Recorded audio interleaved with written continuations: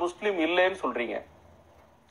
அதாவது ஒருவரை நம்ம தீர்மானிப்பதாக இருந்தால் அவருடைய கொள்கை, வெளிப்படையான நடத்தைகள், இதை வச்சு தான் தீர்மானிக்கணும். இஸ்லாமை பொறுத்த வரைக்கும் ஒரு இறைவனை தவிர யாரையும் வணங்கக்கூடாது. இதுதான் அடிப்படை கொள்கைன்னு எல்லாருக்குமே தெரியும். முஸ்லீம் அல்லாத மக்களுக்கும் தெரியும். ஒரு கடவுளை தான் வணங்கணும். இப்போ நபிகள் நாயகம் அவங்க சிலை வணக்கத்தை அதுக்கு தான் ரொம்ப கஷ்டப்பட்டாங்க, நாடு கடத்தப்பட்டாங்க. அந்த ஒரு நிலைநாட்டப்பட்ட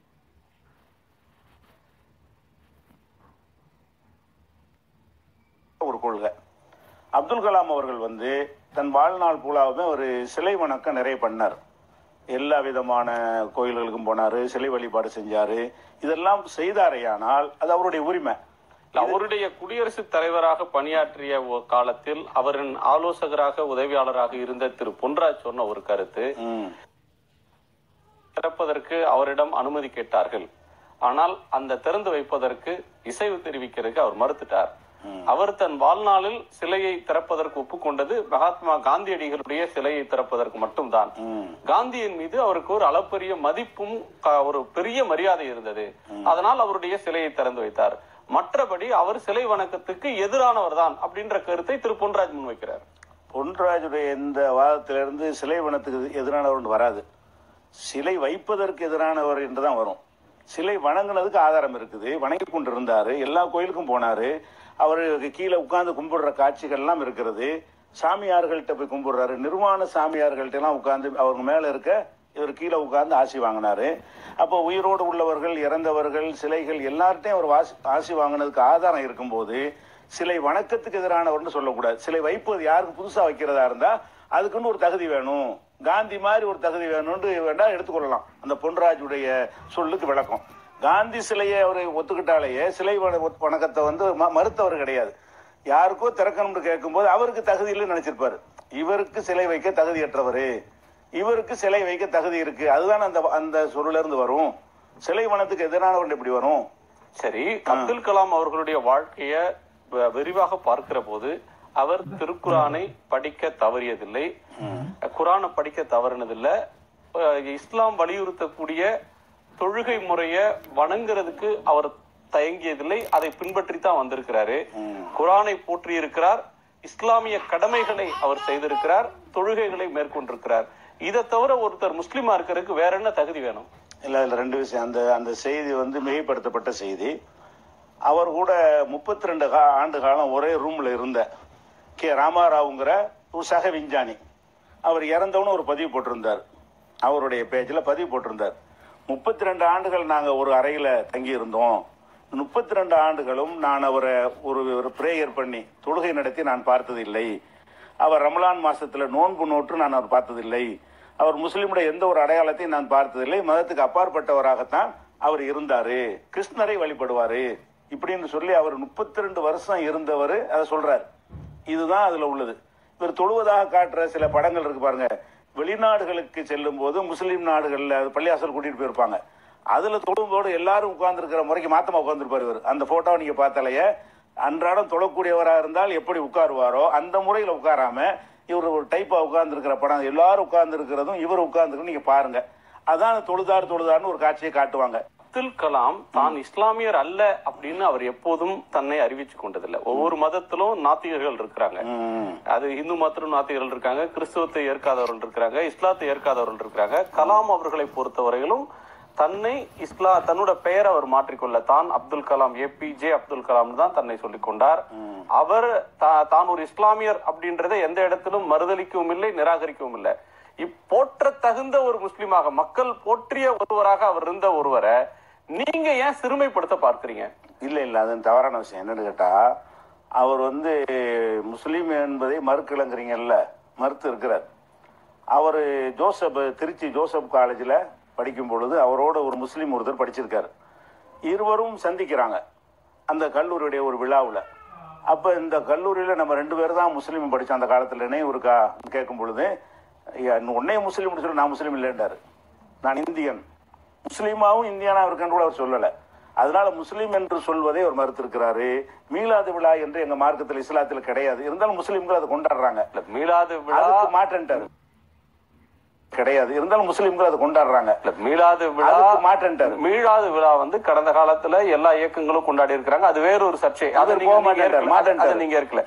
ஒருவர் தன்னை நான் மதங்களை மீறின ஒரு இந்தியன், ஒரு இந்து என்பது ஒரு அடையாளம், தமிழ்ன்றது ஒரு மொழியால் ஒரு அடையாளம், மதத்தால் ஒரு அடையாளம், ஊருக்காரங்கன்னா ஊருக்காரர் சார்ந்த ஒரு அடையாளம், தொழில் செய்யறவர்னா நான் சாப்ட்வேர் இன்ஜினியர்னு ஒருத்தர் சொன்னார்னா அது ஒரு அடையாளம், இந்தியன் பாகிஸ்தானியன் இன்னொரு தேசத்தவன் சொல்றது ஒரு அடையாளம்.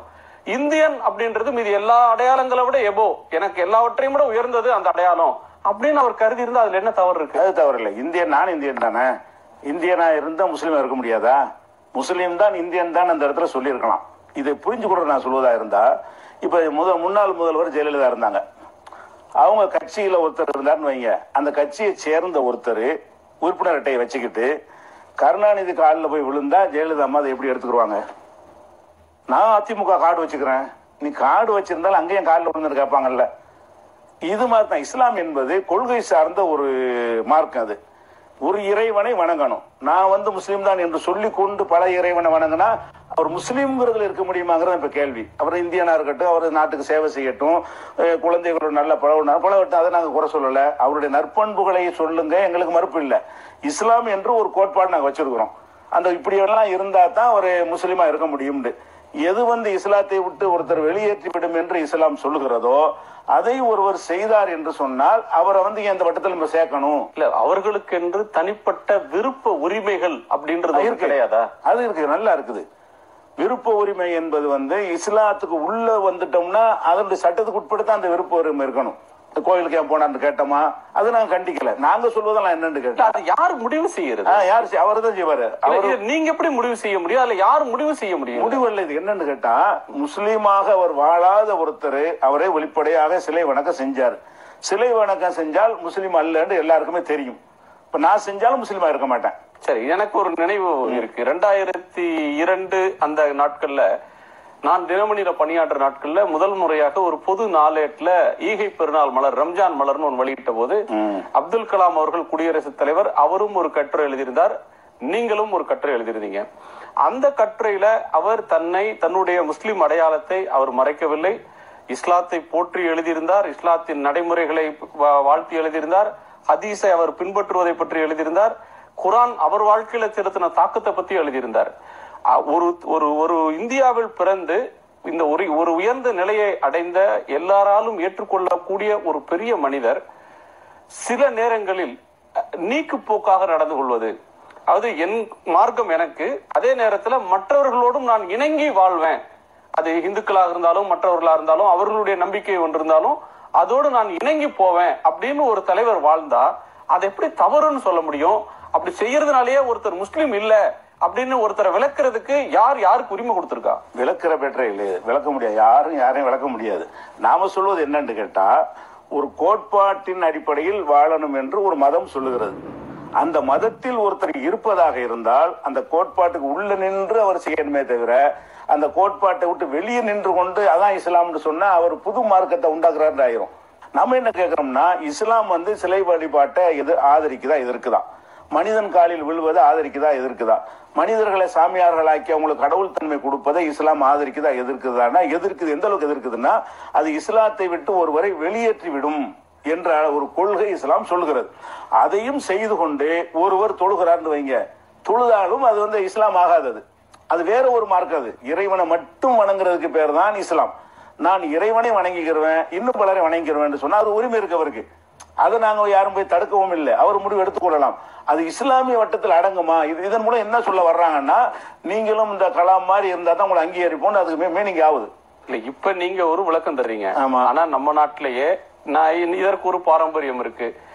ஒரு உடல்நலம் சரியில்லைனாலோ அல்லது மந்திரிச்சு விடுறதுன்னு சொல்ற ஒரு விஷயம் வந்தாலோ, ஒரு இந்து தாய் தன்னுடைய குழந்தையை ஒரு முஸ்லிம் ஒருவரிடம் போய் அதை ஓத சொல்லி கேட்டுக்கிறதும், நாகூருக்கோ வேளாங்கண்ணிக்கோ இந்துக்கள் போறதும், அல்லது மற்ற கிறிஸ்தவர்கள் ஒரு இந்து கோயில்களுக்கு வந்து போறதுமான மற்ற இடங்களுக்கு எல்லோருக்கும் எல்லாரையும் இணைக்கக்கூடிய சில விஷயங்கள் இருக்கு. எல்லோரும் ஒன்று இன்னொன்றை வந்து தடுக்கல, பறந்து பார்க்கலாம். ஒருவர் இந்த நம்பிக்கையை வைத்துக் கொண்டே இன்னொரு நம்பிக்கையும் சேர்த்து அதோட போய் பார்த்துட்டு வர்றதுல தவறு இல்லை அப்படின்ற ஒரு மரபும் கடந்த காலத்துல இருந்திருக்கு. இப்ப நீங்க உங்களை போன்ற தலைவர்கள் இப்ப கடுமையா எதிர்க்கிறது மாதிரி காயிதே மில்லத் போன்ற தலைவர்களோ அல்லது உங்களுக்கு முந்தைய முஸ்லிம் தலைவர்களோ முந்தைய தலைமுறை தலைவர்களோ இவ்வளவு ஒரு கடுமையான கோட்பாட்டை கடுமையான விதிமுறைகளை சொல்லல. யாரு அன்னைக்கு அவங்க அப்படி யாருமே சொன்ன மாதிரி தெரியலையே. அதாவது இப்ப இந்துக்கள் வந்து முஸ்லிம் மந்திரவாதத்தை போய் மந்திரிக்கிறாங்கன்னு சொன்னா அவங்க மதம் அதை அனுமதிக்குது. அவங்க மதத்துல அனுமதி இல்லாம அவங்க செய்யல. அந்த மதத்துல வந்து நீ இங்கேயும் வரலாம் அங்கேயும் வரலாம் என்று அவங்க சொல்றதுனால அதை செய்யறாங்க. கிறிஸ்துவர்கள் அப்படி செய்யறாங்கன்னு சொன்னா அவங்க இயேசுவை வணங்குற மாதிரி இன்னும் நிறைய பேரை பாதிரிகள் எல்லாம் வணங்குவாங்க. அவங்க மதத்துல ஒரு அனுமதி இருக்க போய் அதை செய்யறாங்க. அந்த மதகுருமான் கண்டுகொள்ளவில்லை. எங்க மதத்துல கொள்கை என்ன சொல்லுதுன்னா பேசிக்கே வந்து நெகட்டிவான கொள்கையா இருக்கு எங்க மதத்தின் கொள்கை. இறைவன் இருக்கிறான் என்று லா இலாஹ இல்லல்லாஹ்னு சொல்றோம்ல, அதுக்கு அர்த்தம் இறைவன் இருக்கிறான்னு கிடையாது. இறைவன் அல்லாஹ்வை தவிர யாரையும் வணங்க கூடாது. நெகட்டிவ் கொள்கை எப்படி அமைக்கப்பட்டிருக்குன்னு கேட்டா இறைவனை வணங்கு என்று அமைக்கப்படல. அல்லாஹ்வை தவிர யாரையும் வணங்க கூடாது. எதிர்மறையான கொள்கை உலகத்துல இஸ்லாத்துக்கு மட்டும்தான் இருக்கிறது. ஒரு இறைவன் அகில உலகத்துக்கு இருக்கிறான்னு சொன்னா அவர் முஸ்லீம் ஆவாரு. இல்ல அவனு இருக்கிறான் இவர் இருக்கிறான் முஸ்லீம் ஆக மாட்டார். இந்த பேசிக்கில் நாங்க நிறுவப்பட்டிருக்கும் பொழுது அவர்கள் செய்வதை வந்து எங்களோட கம்பேர் பண்ண முடியாது. ஒண்ணு உதாரணத்துக்கு சொல்வதா இருந்தா, இப்ப நான் வந்து ஒரு சைவ உணவு பழக்கத்தில் உள்ள ஆளு, நீங்க வந்து அசைவ உணவு பழக்கத்தில் உள்ள ஆளுன்னு வைங்க. அசைவ உணவுடைய ஆளுக்கு வந்து நான் மீனை கொடுத்தாலும் சாப்பிடுவீங்க, கருவாட்டை கொடுத்தாலும் சாப்பிடுவீங்கன்னு சொன்னா நீங்க வந்து எனக்கு தரலாமா? நான் வந்து உன் வீட்டுல சாப்பிட்டேன்ல கருவாடு, என் வீட்டுல வந்து நீ சாப்பிடணும். நான் சைவமா இருக்கிறேனே. சைவமா இருக்கிறவருக்கு அவருக்கு சில பாலிசி இருக்கிறது. அவர் சைவம் தான் சாப்பிடுவாருங்கிற ஒரு நிலையில உள்ளவர் வந்து அது அசைவத்தை வந்து அவர் சாப்பிடுறாருன்னா நீனும் சாப்பிடுன்னு சொல்ல முடியாத மாதிரி எங்க மார்க்கம் எப்படி சொல்லுதுன்னா, இதுல நாங்க சைவ மாதிரி அசைவ உணவு உட்கொள்றவங்களுக்கு சைவம் சாப்பிட்டாலும் பிரச்சனை இல்ல. மாட்டு இறைச்சி போராட்டம் நடந்துட்டு இருக்கிற நேரத்துல எங்க மதம் சைவம் மாதிரி இருக்குன்னு நீங்க சொல்றது ஒரு முரண்பாடாவும் இருக்கு. இந்த விஷயம் சைவம் சொன்னா அனைத்தையும் நாங்கள் எடுத்துக்கொள்ளாம சிலதை எடுத்து சிலதை எடுத்துக்கொள்ள மாட்டோம். அந்த விஷயத்துக்கு மட்டும் கலாம் அவர்களை மதிக்க கூடியவங்க அங்க குரானையும் வைக்கலாம். குரான் அவர் போற்றிய ஒன்றுதான். பகவத்கீதையில மேற்கோள் காட்டினது எவ்வளவு உண்மையோ அதே மாதிரி ஹதீஸையும் அவர் மேற்கோள் காட்டியிருக்கிறாரு, திருக்குறளையும் காட்டியிருக்கிறாரு, பைபிளையும் அவர் போற்றி இருக்கிறார்.